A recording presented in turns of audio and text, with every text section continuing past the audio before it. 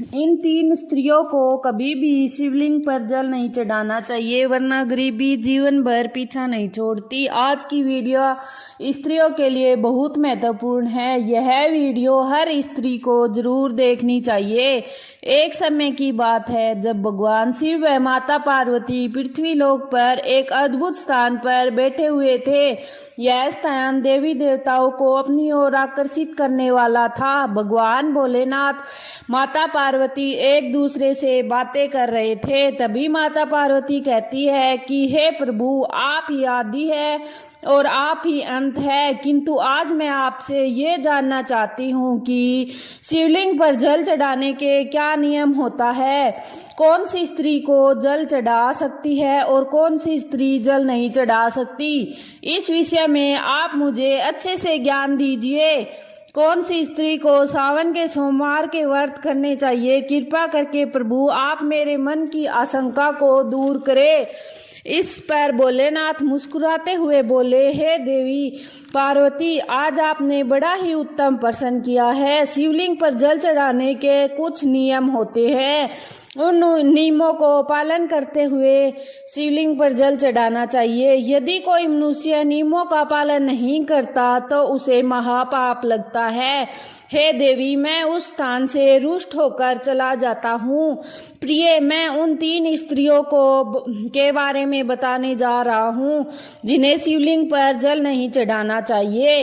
इन स्त्रियों को शिवलिंग पर जल नहीं चढ़ाने से फल प्राप्त नहीं होता और उन्हें शिवलिंग पर जल चढ़ाने का पाप मिलता है। शिवलिंग ही मेरा स्वरूप है, जिसकी नित्य पूजा करने वाले की मैं सदैव रक्षा करता हूँ। आपने देखा है कि किस प्रकार मात्र 12 वर्ष की आयु में मार्कंडेय जी को अमृत का वरदान प्राप्त हुआ। तब माता पार्वती कहती है, हे भोलेनाथ, आपके मुख से कथा सुनना बड़े ही सौभाग्य की बात होती है। कृपया आप मुझे कथा सुनाइए। आप कथा को पूरी सुनाइएगा। फिर भगवान भोलेनाथ बोले कि कथा को सुनाना आरंभ करते हैं। हे देवी, प्राचीन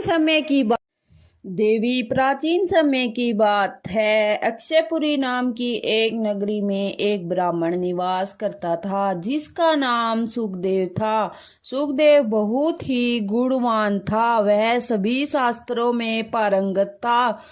उसने वेदों का भी अध्ययन किया था। उसी के नगर के पास एक अन्य नगर था। उस नगर में एक सुधर्मा नाम का ब्राह्मण रहता था। उसकी एक पुत्री थी जिसका नाम था सुमति। वो भगवान शिव के बड़े ही नियमों से सेवा करती थी।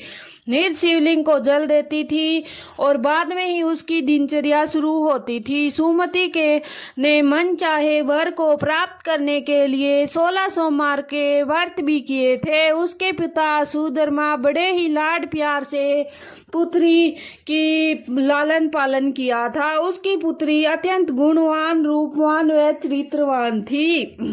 उसकी सुंदरता की मिसाल आसपास के गांव में होने लगी। अब सुधर्मा को अपनी पुत्री के विवाह की चिंता सताने लगी।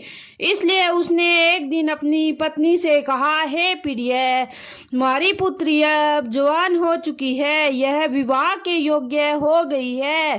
अब हमें इसके विवाह की चिंता करनी चाहिए। हमें जल्द ही इसका विवाह कर देना चाहिए। तभी पत्नी कहती है, हे स्वामी, मेरी नज़र में एक लड़का है जो विद्वान ब्राह्मण है और मेरे भाई के नगर अक्षयपुरी में रहता है जिसका नाम सुखदेव है। मैं तो कहती हूँ कि हमारी पुत्री का विवाह उसी श्रेष्ठ ब्राह्मण से करा देना चाहिए। उससे विवाह करके हमारी पुत्री सुखी जीवन व्यतीत करेगी। तभी सुधर्मा कहते हैं, हे प्रिय, तुम ठीक कहती हो। मैंने भी सुखदेव के बारे में बहुत सुना है। मैं कल ही उसके पास पुत्री के विवाह का प्रस्ताव लेकर जाता। कुछ ही समय में वह प्रस्ताव लेकर नगर की ओर चल देता है। कुछ ही समय में वह उस नगर में पहुंच जाता है। जब वह उस नगर में पहुंचता है तो एक अन्य ब्राह्मण से सुखदेव के घर का पता पूछता है। तो वह ब्राह्मण कहता है कि अभी थोड़ी दूर चलकर ही सुखदेव का घर है। और वह थोड़ी सी देर में सुखदेव ब्राह्मण के घर पहुंच जाता है तो देखता है कि उस समय सुखदेव घर के द्वार पर माता पिता की सेवा कर रहा था। जब सुधर्मा सुखदेव को सेवा करते हुए देखता है तो प्रसन्नता पूर्वक उसे निहारता है और कहता है, अरे वाह, यह ब्राह्मण पुत्र तो कितना महान है। यह तो बड़ी ही प्रसन्नता के साथ अपने माता पिता की सेवा कर रहा। जब सुधर्मा सुखदेव को द्वार पर खड़ा देखता है तो कहता है, हे विप्रो, आइए पधारिए, कहिए मैं आपकी क्या सहायता कर सकता हूँ। सुखदेव का सत्कार देखकर सुधर्मा बड़ा ही प्रसन्न हुआ। वह देखता है कि सुखदेव का घर अत्यंत साफ और शुद्ध है। उसके घर के द्वार पर पूरे विधि विधान से शिवलिंग का स्थापित किया गया है। वह उसकी विधि विधान से पूजा भी करता है। इसी कारण सुखदेव को विश्वास हो जाता है कि उसकी पुत्री के लिए यह सर्वोत्तम वर है। तभी सुधर्मा कहता है कि विप्रो, आज मैं आपके साथ अपनी पुत्री के विवाह का प्रस्ताव लेकर आया हूँ। मेरी पुत्री आपसे श्रेष्ठ वर नहीं मिलता। तब सुखदेव के माता पिता को यह प्रस्ताव सुनकर प्रसन्नता होती है और सुखदेव को विवाह के लिए मना लेते हैं। फिर सुखदेव भी विवाह के लिए मान जाता है। समय के अनुसार विवाह का मुहूर्त तैयार किया जाता है और एक पवित्र स्थान पर सुखदेव व सुमति का विवाह कर दिया जाता है। और सुमति गुणवान, रूपवान व चरित्रवान लड़की थी। विवाह के बाद जब वह सुखदेव के घर जाती है तो अपने पति व सास ससुर की खूब सेवा करती है और अपनी मधुर वाणी व कार्यों से सबके मन को जीत लेती है।